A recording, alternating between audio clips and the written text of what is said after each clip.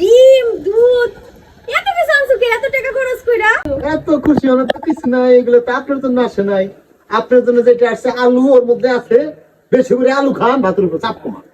ও মা তাহলে ডিম দুধ খাইবো কেটাই? ডিম দুধ খাইবো কেনা? ডিম দুধ খাইবো কে? ডিম দুধ খাওয়ার মানুষ তো এই বাড়িতে বাড়িতে করতেছে কি লাগে, গ্রামের মধ্যে একজন নিয়ে আছে। এটা আমার বই স্টুডেন্ট, ওর সামনে পরীক্ষা না, ওর তো মেলা চাপ। এমন ভাবে কথা কইতাছে আর বোন একলাই এই গ্রাম গোটা শিক্ষিত। রাবেয়া খাতুন ব্যাককলের মতো কথা কই না গেলাম। এই গ্রামে শিক্ষিত মেলা আছে, আমি অস্বীকার করতেছি না, কিন্তু আমার বোনের মতো একটা শিক্ষিত দেখাও। আমার বোন যে ট্যালেন্ট, ওর মাথায় যে বুদ্ধি, ও যে স্টুডেন্ট একটা আছে।